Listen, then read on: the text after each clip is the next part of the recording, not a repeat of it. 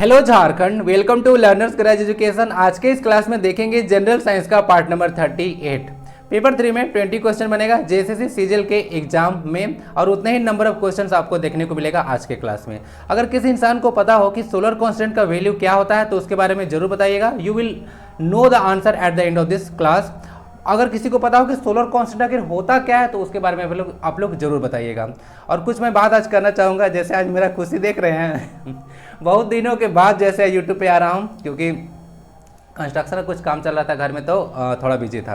Okay, तो बहुत miss कर रहा था आप लोगों को, तो आज इसीलिए आपसे मिलकर काफ़ी ज़्यादा खुशी हुआ।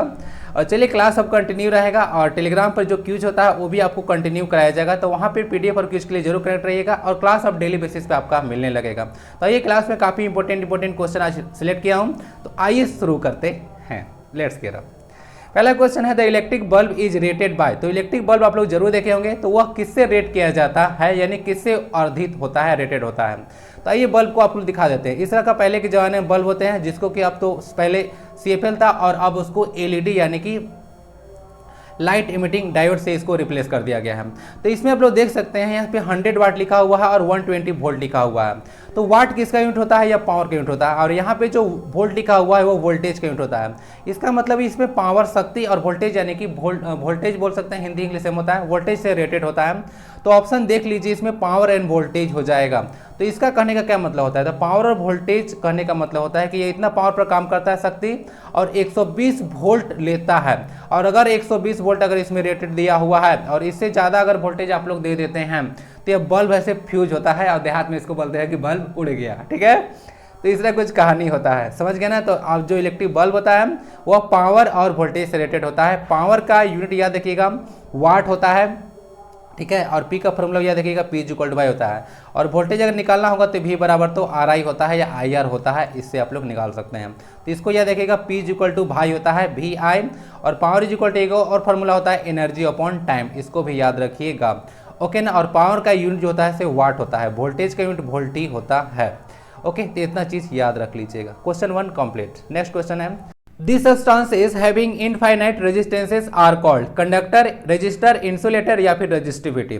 तो आखिर रेजिस्टेंस क्या होता है, तो रेजिस्टेंस होता है किसी वायर का एक ऐसा प्रॉपर्टी होता है जिसके चलते वह इलेक्ट्रिसिटी के फ्लो को रोकता है, यानी कि बोल सकते हैं कि चार्ज के फ्लो को रोकता है। तो और अगर एक इनफाइनाइट रेजिस्टेंस हो जाए किसी पदार्थ का तो उसको क्या बोलते हैं, तो उसको इंसुलेटर कहा जाता है। फॉर एग्जाम्पल, अगर लकड़ी का कोई लॉग है यानी कि कोई अगर लाठी या लट्ठा है, तो क्या होगा, इसमें अगर कितना भी आप लोग करंट पास कराइएगा तो करंट पास नहीं होगा। तो इसका मतलब है कि इसका जो रेजिस्टेंस है वह इनफाइनाइट है। इसीलिए तो आप लोग इसका लगी का या फिर लकड़ का यूज करते हैं तार को चढ़ाने में, ओके ना, जो बांस का नॉर्मली होता है। तो यही होता है इंसुलेटर, इसका रेजिस्टेंस इनफाइनाइट होता है। रेजिस्टेंस किसी तार का एक प्रॉपर्टी होता है जिसके चलते जो है सो वह अपने में करंट के फ्लो को रोकता है, यानी कि चार्ज के फ्लो को रोकता है। और कंडक्टर क्या होता है, कंडक्टर कुछ ऐसे पदार्थ होते हैं जो कि इलेक्ट्रिसिटी को फ्लो कर देते हैं अपने में से होकर। जैसे कि सबसे अच्छा क्या है, अर्जेंटिनम, यानी कि जो सिल्वर है उससे अच्छा सुचालक धरती पर कोई नहीं है। और रजिस्टर के बारे में तो जानते होंगे, रजिस्टर एक तरह का इस तरह का एक होता है कोई एक पदार्थ, और जिसको आर से आप लोग जो नॉर्मली डिनोट करते हैं, और इसके अंदर एक गुण होता है उसको रेजिस्टेंस बोलते हैं। तो रजिस्टर जो होता है से एक तरह का पदार्थ है और रेजिस्टेंस जो है से एक तरह का गुण है, यानी कि बोल सकते हैं कि जो रेजिस्टेंस होता है एक तरह का एब्स्ट्रैक्ट नाउन है। ठीक है, रजिस्टर को आप लोग देखते हैं तो लोगों को पता ही नहीं होता है कि रजिस्टर और रेजिस्टेंस में डिफरेंस क्या है। तो रजिस्टर एक पदार्थ है और रेजिस्टेंस जो होता है से एक प्रॉपर्टी होता है, इसको ध्यान रखिएगा। रजिस्टिविटी को स्पेसिफिक रेजिस्टेंस के नाम से भी जाना जाता है, इसको रो भी आप लोग लिखते हैं। और ये रो कब निकल कर आता है, आपको पता होगा कि रेजिस्टेंस जो होता है इस तरह का rho L by a formula होता है, ओके ना। तो इसी तरह से होता है, इसको स्पेसिफिक रेजिस्टेंस बोलते हैं। और स्पेसिफिक रेजिस्टेंस में अगर डिफाइन कीजिएगा इसको तो इसका ऐसा यूनिट ओम मीटर आता है। और ये क्या होता है, तो ये एक रेजिस्टेंस ही होता है। एक तार का ऐसा बोल सकते हैं कि एक तार है जिसका रेजिस्टेंस क्या हो, 1 मीटर हो, लेंथ 1 मीटर और area of cross section 1 metre square हो जाता है, तब जो है से उसको हम लोग बोलते हैं कि वह जो है से स्पेसिफिक रेजिस्टेंस है। तो यानी कि एक तरह का यह रेजिस्टेंस ही होता है। Specific resistance is the resistance of a wire having unit length and unit area of cross section, यही होता है स्पेसिफिक रेजिस्टिविटी। ठीक है, इसका असाइनमेंट देख लीजिएगा, ओम मीटर होता है, ओम मीटर इसको बोला जाता है। लेकिन रेजिस्टेंस का मापने का एक डिवाइस भी होता है, उसको भी ओम मीटर बोला जाता है। ओम मीटर, OHM और उसके बाद मीटर, ओके ना, इसको ध्यान रखिएगा। आंसर इसका सी है इंसुलेटर, इंसुलेटर से होकर करंट पास नहीं हो सकता है, इसीलिए इसका जो रेजिस्टेंस होता है इनफाइनाइट होता है। The resistance of an ideal volt meter, तो आइडियल वोल्ट मीटर और आइडियल एमीटर, इसका ना क्वेश्चन आपको पूछा जाता है। तो जो आइडियल वोल्ट मीटर होता है उसका रेजिस्टेंस इनफाइनाइट होता है, इसको ध्यान रखिएगा। बाकी जो एक आइडियल अगर पूछ दे एमीटर, आइडियल अगर एमीटर पूछ देगा तो आइडियल एमीटर का जो रेजिस्टेंस होता है वह 0 होता है, और आइडियल जो वोल्ट मीटर होता है उसका रेजिस्टेंस होता है इनफाइनाइट होता है, इसको ध्यान रखिएगा। तो आइडियल वोल्ट मीटर और आइडियल एमीटर से क्वेश्चन पूछा जाता है, इसका रेजिस्टेंस 0 होता है, इसका इनफाइनाइट होता है 0, इसीलिए ऑप्शन में यहाँ पे दिया हुआ है। ओके, वोल्ट मीटर वोल्टेज को नापता है और एमीटर जो है करंट को नापता है, यानी कि आई को नापता है। ओके, ये जो वोल्ट मीटर होता है इसको हमेशा हम लोग पैरेलल में ऐड करते हैं, इसको ध्यान रखिएगा, और इसको जो है हम लोग सीरीज में ऐड करते हैं। एमीटर के बारे में बात किया जा रहा है, इतना याद रखिएगा। क्वेश्चन 4 है the length of a sound wave, length यहाँ पे दिया हुआ है, यानी कि वेवलेंथ के बारे में बात किया जा रहा है। The length of a sound wave travelling at a speed of 400 metre per second in air is 80 centimetre, the frequency of the sound wave is. चलिए आइए इसको सॉल्व करने की कोशिश करते हैं हम। तो आपको तो मैं बताया था कि जो फ्रीक्वेंसी होता है वह c/λ होता है ना, c, या कहीं कि इसको v भी बोल सकते हैं, जो कि इस क्वेश्चन में हम लोग v ही लेंगे। तो यह जो c होता है वह स्पीड ऑफ लाइट होता है, आपको पता होना चाहिए। ओके, लाइट के लिए यूज करते हैं इसको, और इसमें जब स्पीड आता है नॉर्मली तब हम लोग यहाँ पे यूज करते हैं। तो c जो होता है एक स्पेशल टर्म होता है जो कि स्पीड ऑफ लाइट को शो करता है। तो हम लोग इस फार्मूला पे इसको अगर सेट करें तो इसका वेलोसिटी कितना था, वेलोसिटी है 400, द लेंथ द फ्रीक्वेंसी पूछा गया ना, तो फ्रीक्वेंसी यानी कि यह पूछा गया है, या आइए देखते हैं। तो 400 मीटर पर सेकेंड है। ओके, ऊपर में उसका देखिए 80 सेंटीमीटर है ना, तो इसको अगर मीटर में कन्वर्ट किया जाएगा तो कितना आएगा, यह आएगा 0.8 मीटर। ओके ना, तो 8 मीटर है, यहाँ से डेसिमल हटाइए तो ऊपर 0 चला गया। 8 5 जा होता है 40, 500, और फ्रीक्वेंसी यूनिट क्या होता है, हर्ट्ज होता है, हर्ट्ज या पर सेकंड भी लिख सकते हैं। तो 500 हर्ट्ज कहाँ पे है, ऑप्शन नंबर बी में। तीसरे से इसको सॉल्व कर लेना है, क्लियर।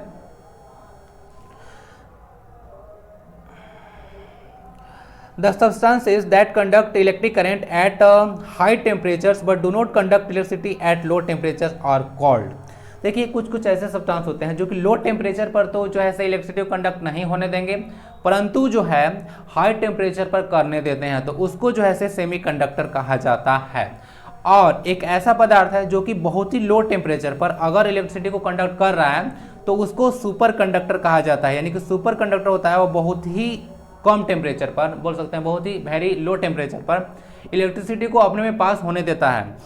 परंतु जो सेमीकंडक्टर्स होते हैं वे क्या करते हैं, हाई टेम्परेचर पर तो कंडक्ट करने देंगे इलेक्ट्रिसिटी को, परंतु लो टेम्परेचर पर कंडक्ट नहीं करने देंगे। तो ये कहानी होता है सेमीकंडक्टर्स का। और सेमीकंडक्टर में तो आपको पता होगा, अगर पीरियड टेबल आपको याद होगा तो कार्बन से लेकर कार्बन होता आता है, उसके बाद आपका जो है जर्मेनियम है, सिलिकॉन है, ये सारा आपको क्या है, ये सब जो है सेमीकंडक्टर के जैसा काम करते हैं। ओके, बहुत सारे सेमीकंडक्टर देखने को मिलेगा। आंसर इसका सी है, सेमीकंडक्टर्स याद रख लीजिएगा। हाई टेम्परेचर पर इलेक्ट्रिसिटी कंडक्ट करने देते हैं परंतु लो टेम्परेचर पर नहीं करने देते हैं। जो लो टेम्परेचर पर इलेक्ट्रिसिटी को कंडक्ट करने देते हैं उन्हें सुपर कंडक्टर्स कहा जाता है। Answer is C. Next question आता है a current carrying conductor is related to. तो आपने बायोट-सावर्ट लॉ पढ़ा होगा, या क्लास 12 से क्वेश्चन था, तो वहाँ पे इलेक्ट्रिक फील्ड और मैग्नेटिक फील्ड के बारे में चर्चा किया गया था। तो अगर तार है, ओके, तो उसके चारों तरफ जो है इलेक्ट्रिक फील्ड भी क्रिएट होता है और मैग्नेटिक फील्ड भी क्रिएट होता है। तो इलेक्ट्रिक फील्ड और मैग्नेटिक फील्ड, ठीक ना, दोनों जो है उत्पन्न होता है, इसको ध्यान रखिएगा। तो अ करंट कैरिंग कंडक्टर जो होता है क्या करता है, वह जो होता है इसमें तो मुझे लगता है ऑप्शन यहाँ पे गलत है, पीडीएफ में सही प्रोवाइड करना पड़ेगा। इसका आंसर ना ए और बी दो जैसे दोनों होगा, क्योंकि मैग्नेटिक फील्ड भी इसके चारों तरफ होता है और जो है इलेक्ट्रिक फील्ड भी होता है। तो आंसर इसका दोनों हो जाएगा, पीडीएफ में सही कर दूंगा आपका। ओके, या यहाँ तो ऑप्शन है ही, सॉरी। इलेक्ट्रोमैग्नेटिक फील्ड को ना आप लोग बोल सकते हैं इलेक्ट्रिसिटी, जो इलेक्ट्रिक फील्ड है और मैग्नेटिक फील्ड को मिला जुलाकर जो है इलेक्ट्रोमैग्नेटिक फील्ड बोला जाता है ना। तो आंसर इसका सी हो जाएगा, सही था। Okay, sorry. तो इलेक्ट्रोमैग्नेटिक फील्ड होता है, इसको याद रखिएगा। बाकी मैं कुछ यहाँ पे बात करना चाहूँगा, जैसे इलेक्ट्रिक फील्ड का साउंड क्या होता है, अगर देखिएगा क्लास 12 याद होगा तो एफ अपॉन यहाँ पे क्यू नोट आपको लिखा गया था। तो फोर्स का होता है न्यूटन और चार्ज का होता है कूलम। तो न्यूटन पर कूलम जो होता है साइंट हो जाता है इलेक्ट्रिक फील्ड का। और उसके बाद मैग्नेटिक फील्ड का यूनिट अगर देखिएगा तो इसका हो जाता है टेस्ला, इसको ध्यान रखिएगा। 1 टेस्ला बराबर कितने गाउस होते हैं। लास्ट क्लास में एक क्लास है, क्लास 37 होगा, तो उसको आप लोग जरूर देखिएगा। उसका थंबनेल ही है हाउ मेनी, तो उसमें ना बहुत सारा मैं डेटा जो है आपके समझ प्रस्तुत किया हूँ, तो उसको जो है जरूर आप लोग देख लीजिएगा क्लास 37। तो मैग्नेटिक फील्ड का यूनिट टेस्ला होता है, तो 1 टेस्ला में कितने गाउस होते हैं आज के क्लास का आंसर है, और उसका आंसर आपको क्लास 37 देखने के बाद पता चलेगा। The angular speed of the minute hand of a clock is, angular speed के बारे में चर्चा किया जा रहा है, जो कि ओमेगा से डिनोट करते हैं। यह θ/t होता है कि जितना एंगल कवर किया और जितना टाइम वह टेक किया। तो यहाँ पे घड़ी के मिनट के स्पीड के बारे में चर्चा किया जा रहा है। तो अगर क्लॉक अगर पता है इस तरह का होता है, और यह एक चक्कर घूमने में जी कितना एंगल यह कवर करता है, क्लास 11 अगर याद कीजिए, जो यहाँ पे एक चक्कर घूमने में जितना एंगल होगा वह 360 डिग्री होता है, ये तो पता होगा। उसको रेडियन में कन्वर्ट किया जाता है तो 2 पाई आता है, 11th क्लास याद कीजिए। और कितना का सुई या मिनट हैंड है, तो इसको कितना समय लगेगा इधर घूमने में, तो यह लगेगा 1 घंटा। 1 घंटा में कितना सेकंड होता है, तो 3600 सेकेंड होता है। यह पाई को रेडियन में लिखा जाता है। और 2 पाई हो गया तो 2 से यहाँ से कट गया 1800 टाइम्स में। ओके, तो यहाँ से देख लीजिएगा रेडियन और नीचे सेकेंड है तो रेडियन पर सेकेंड आ जाएगा, तो पाई अपॉन 1800 आ जाएगा। तो पाई अपॉन 1800 रेडियन पर सेकेंड इसका आंसर हो जाएगा। तो इसी तरह से एंगुलर स्पीड को कैलकुलेट किया जाता है θ/t। क्लियर है, तो इस तरह से हो जाता है 360 डिग्री यह एंगल बनेगा। एक बार घूमने में मिनट का हैंड है, एक चक्कर घूमने में कितना और लगेगा, लेगी 2 पाई, 360 डिग्री लेती है, लेकिन उसको रेडियन में 2 पाई बोला जाता है। ओके ना। और 1 घंटा में आपको पता होगा मिनट का जो हैंड है वो 1 घंटा में पूरा चक्कर लगाती है, तो 1 घंटा में होता है 3600 सेकेंड। 60 × 60 कीजिए, और उसके बाद इसको कटम किया जाएगा तो आंसर आपका सी आएगा। The speed of sound is maximum in air, water, ammonia, steel. इसका सही आंसर यहाँ पे स्टील हो जाएगा। मैं आपसे कभी बोला भी था कि स्पीड ऑफ साउंड जो होता है सबसे ज़्यादा स्टील में होता है, लेकिन यह पूरी तरह से यह सत्य बात नहीं है। स्टील में तो होता है, लेकिन गिवन ऑप्शन में as per the NCERT text book अगर देखिएगा क्लास 9, तो इस तरह का आपको ना इमेज देखने को मिलेगा। वहाँ पे एक टेबल बनाया हुआ है, टेबल 0.1, तो उसमें आप लोग देख सकते हैं, जैसे कि आपको पता होगा कि सॉलिड में जो स्पीड ऑफ साउंड होता है वो सबसे ज़्यादा होता है, उसके बाद लिक्विड में होता है, और मिनिमम होता है गैसेस में। ये देखिए 25 डिग्री सेल्सियस दिया गया है। 25 डिग्री जो है से आपका सेल्सियस जो होता है स्टैंडर्ड टेम्परेचर होता है, और रूम टेम्परेचर आपको 27 डिग्री सेल्सियस को कहा जाता है।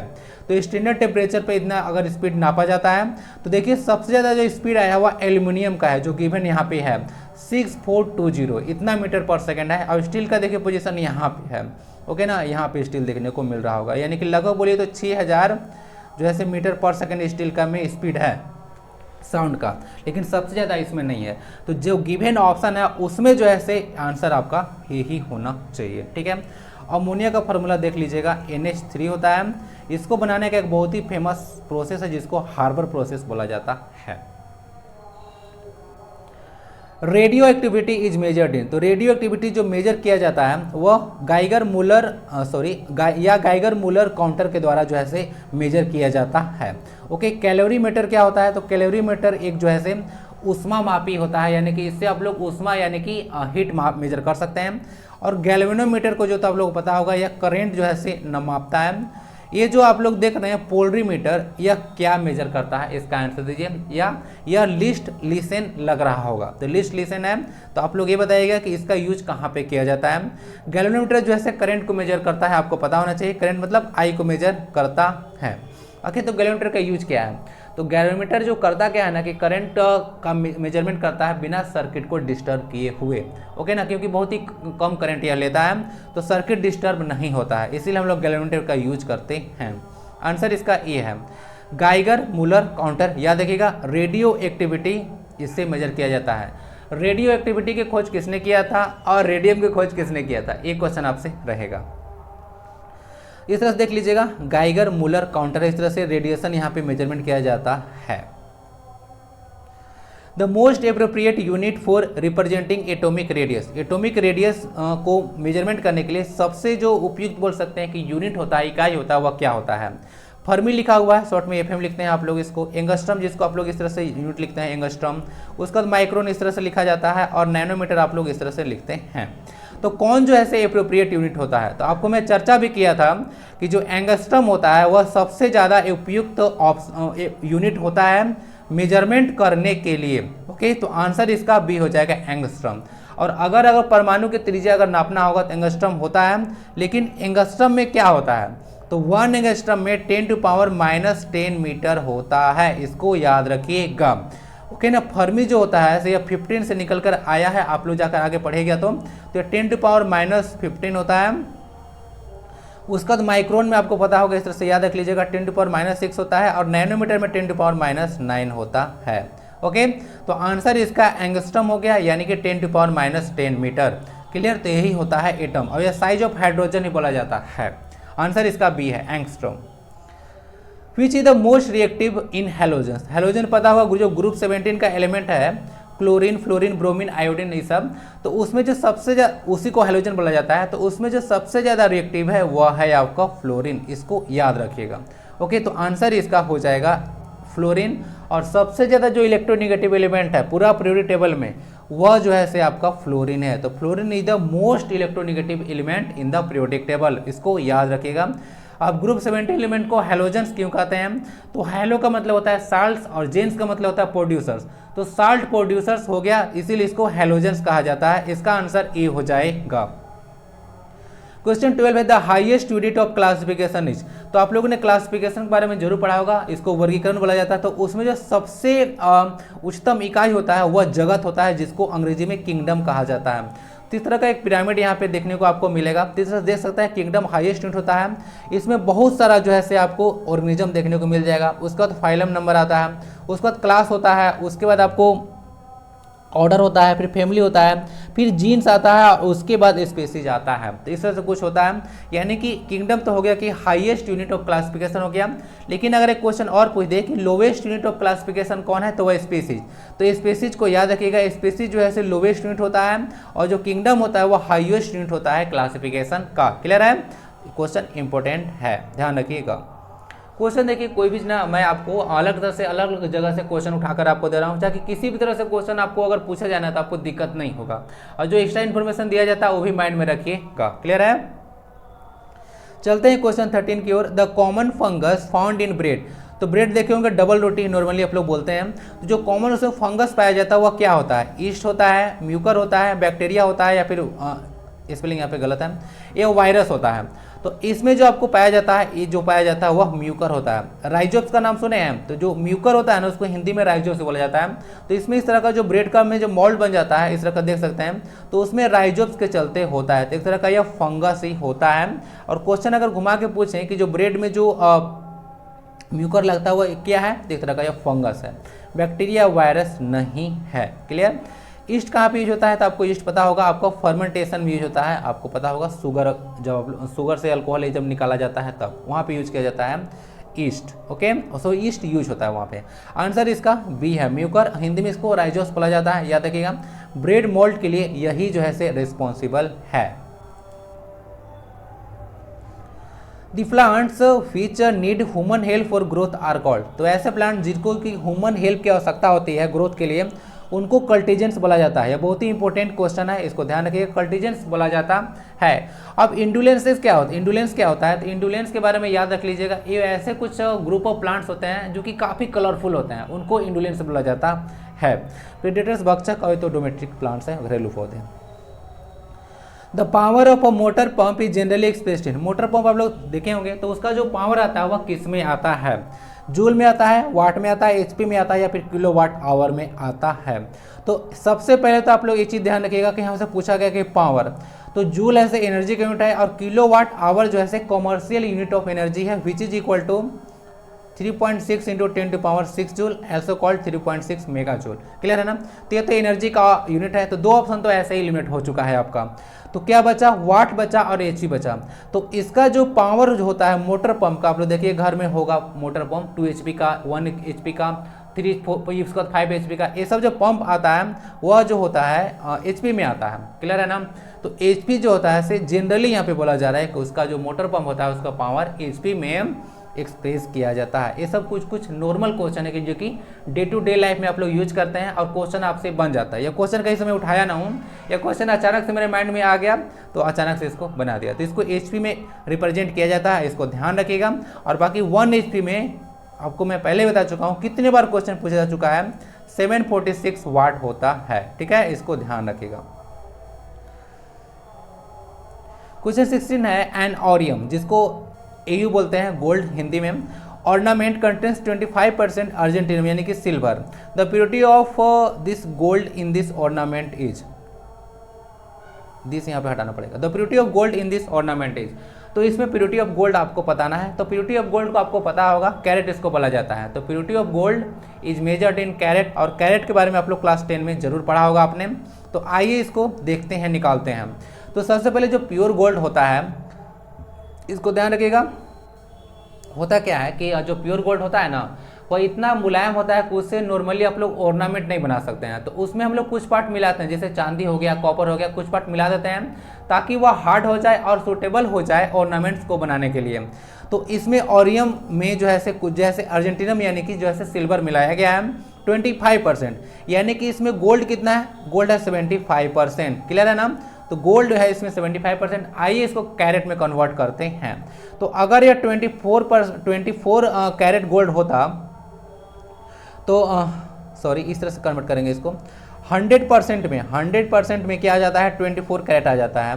तो अगर इसमें 1% पे आप लोग कैलकुलेट कीजिएगा तो कितना आएगा, 24/100 आएगा। क्लियर है ना। तो उसी से 1% में आ गया, तो टाइम पास क्यों करें, इसको 75% में अगर निकालिएगा तो यहाँ से इसको मल्टीप्लाई कीजिएगा। तो आगे मल्टीप्लाई करके देखिए, 25 3 जा और इसको 4 जा कीजिए, 4 से 6 होता है, 6 3 जा 18 आता है। तो 18 कैरेट आएगा। तो आंसर इसका डी हो जाएगा। मैंने कुछ कहानी ऐसा ही है, कुछ इसको ऑप्शन को चेंज कर दूंगा, यहाँ पे गलत हो गया, इसको आप लोग 25% कर लीजिए। ओके ना। अब इसी को कॉपी किया गया था इसलिए यहाँ पे गलत है, ये ऑप्शन गलत है। आंसर इसका डी लगा लीजिए, इसको मैं 25 कर दूंगा, ये थोड़ा सा मिस्टेक हो गया है। क्लियर है ना। तो इसी तरह से आपको कैलकुलेट कर लेना है, क्वेश्चन इसे पूछा जा सकता है। ओके ना। कैरेट में पूछा जा सकता है, अब दे देगा कि कैरेट है तो उसको आपको परसेंटेज में भी पूछा जा सकता है। तो दोनों ध्यान रख लीजिएगा। 24% is equal to 24 carat is equal to होता है 100%। बाकी तो आप लोग यूनिटरी मेथड लगा के यूज कर ही लीजिएगा, मैथमेटिक्स तो स्ट्रॉन्ग होगा ही। क्लियर है ना। तो आंसर इसका हो जाएगा डी, या 25 है, sorry for mistake. If an LED light of power 8 watt is burnt daily for 15 hours, what is the energy consumed by it in 1 month. Normally 1 month में आपको 30 डेज ही लेना है, न कि 28 और न ही 31 लेना है, या कभी 29 भी नहीं लेना है। क्लियर है ना। अगर उसको बोलना होगा कि अगर उसको 31 का मंथ देना होगा तो वह स्पेसिफाई आपको कर देगा कि 31 का मंथ है, लेकिन नॉर्मली आपको 30 ही दिन लेना है। तो यहाँ पे हमको एलईडी लाइट है जिसका पावर है 8 वाट है, 15 घंटा के लिए डेली इसको जलाया जाता है या चालू रखा जाता है। 1 मंथ में निकालना है कि कितना एनर्जी वह कंज्यूम करेगा। तो अभी मैं आपसे फॉर्मूला डिस्कस किया था कि पावर इज इक्वल टू होता है एनर्जी अपॉन टाइम। तो यहाँ से अगर एनर्जी का फॉर्मूला आप लोग कैलकुलेट कीजिएगा तो पावर इंटू टाइम आ जाएगा। क्लियर है। तो आइए आगे देखते हैं। तो आपका एनर्जी कितना हो जाएगा, पावर कितना है इसका, पावर है इसका 8 वाट। इसको डेली 15 घंटा के लिए जलाया जाता है, पावर में टाइम से मल्टीप्लाई कीजिए, और 15 घंटा है तो 30 दिन में टोटल कितना घंटा होगा, तो 30 से मल्टीप्लाई करना पड़ेगा। तो जो आएगा वह आएगा वाट आवर में, इसको ध्यान रखिएगा, क्या आएगा, वाट आवर में आएगा। तो 15 8 जा 120 होता है, 120 में 30 से मल्टीप्लाई कीजिएगा तो यहाँ पे आ जाएगा आपका 3600 वाट आवर आ जाएगा। क्लियर है ना। और वाट आवर को अगर किलो वाट आवर कन्वर्ट करना होगा तो इसको तो 1000 से आपको डिवाइड करना होगा, तो यह किलो वाट आवर बन जाएगा। 2 जीरो से 2 जीरो कैंसिल हो जाएगा, तो यहाँ पे 3.6 आ जाएगा ना किलो वाट आवर। और किलो वाट आवर को हम लोग क्या बोलते हैं, 1 किलो वाट आवर को यूनिट बोला जाता है। इस तरह से इसको आंसर हो जाएगा 3.6 unit. 1 kilo watt hour is equal to 3.6 into 10 to power, यहाँ पे गलत हो गया ऑप्शन, प्लस जूल होता है ना। अच्छा ऑप्शन से मुझे क्या मतलब है, तो माइनस लिखा हुआ है।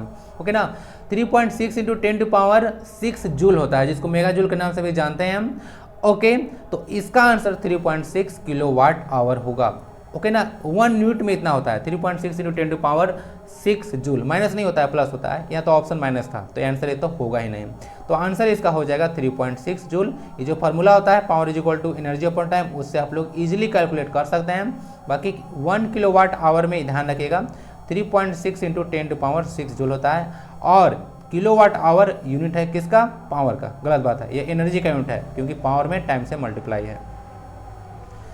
18 है the mobile phones use dash for communication, infrared, RF energy, उसके बाद अल्ट्रा वायलेट रेज या फिर अल्ट्रासाउंड किसका यूज करते हैं? तो जो मोबाइल फोन्स होता है उसमें RF एनर्जी होता है, इसको रेडियो फ्रीक्वेंसी बोला जाता है।